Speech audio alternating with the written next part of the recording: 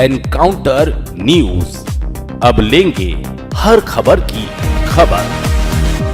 नमस्कार, encounter news में आपका स्वागत है। अब नजर डालते हैं इंदौर की आज की प्रमुख खबरों पर।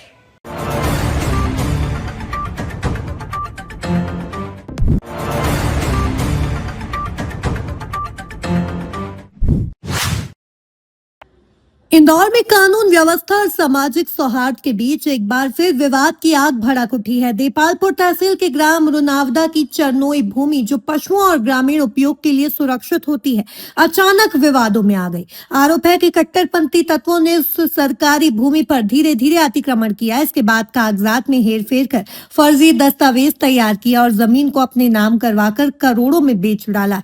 ये मामला सामने आते ही स्थानीय समाज और बलाई महासंघ में भारी आक्रोश फैल गया।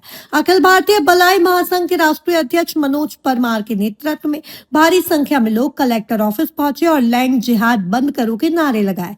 कलेक्टर ऑफिस का घेराव करते हुए प्रदर्शनकारियों ने आरोप लगाया कि यह कोई सामान्य जमीन का विवाद नहीं, बल्कि सुनियोजित लैंड जिहाद है जो जिले की शांति और प्रशासनिक व्यवस्था के लिए बड़ा खतरा है। ये जो है हमारे इंदौर जिले के देपालपुर तहसील के ग्राम रुनावदा की 34 बीघा जमीन है, जो कि वर्षों से शासकीय भूमि है, गोचर की भूमि है, चरनोई की भूमि है। उस समय के तथा वहाँ पर रहने वाले तथाकथित जिन लोगों के नाम मैं आप सबके सामने बताने जा रहा हूँ, करामत खान, मख्तियार खान और आजम खान, भुरू खान और इफ्तियार खान और जुबेदा भी, आबिद खान, बाबू खान, ऐसे कई लोगों के द्वारा जो है वर्षों से वहाँ पर जो है कब्जा किया गया था और खेती की जा रही थी। इन्होंने भ्रष्टाचार करके आर्थिक लेन देन करके जो है अपने नाम करा ली गई, जबकि इसी के आदेश में 14 दिसंबर 2024 को इस जमीन को गोचर भूमि किया गया। माननीय तहसीलदार उस समय शेखर चौधरी थे, उन्होंने 2 बार इस जमीन का नामांतरण खारिज किया गोचर और शासकीय भूमि बताकर। उसके बाद में 20 जनवरी 2025 को भी खारिज किया, किंतु उसके बाद में तहसीलदार का जब ट्रांसफर हो गया, नए तहसीलदार आए, उनका नाम था लोकेश आहूजा, उन्होंने इस जमीन को निजी बता के नामांतरण कर दिया।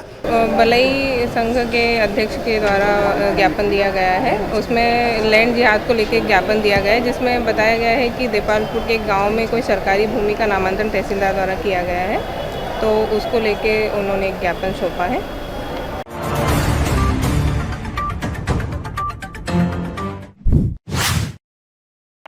मकर संक्रांति पर पतंगबाजी में चाइनीज मांझे से होने वाले नुकसान को देखते हुए जिला कलेक्टर शिवम वर्मा ने चाइनीज मांझे पर प्रतिबंध के आदेश जारी कर दिए हैं। पतंगबाजी में कई बार इस मांझे से पक्षियों यहाँ तक कि इंसानों का गला कट जाता है, जिसको ध्यान में रखते हुए यह निर्णय लिया गया है। मीडिया से चर्चा में कलेक्टर ने सख्त लहजे में कहा कि कोई भी दुकानदार चाइनीज मांझा बेचते पाया जाता है या खरीदारी करते पाया जाता है तो उस पर वैधानिक कार्यवाही की जाएगी। वहीं कलेक्टर शिवम वर्मा के इस आदेश के बाद अब जिला प्रशासन की टीम पतंग बाजारों में निगरानी रखेगी और पता करेगी कि कहीं मौत का मांझा यानी चाइनीज धागा कोई बेच तो नहीं रहा है।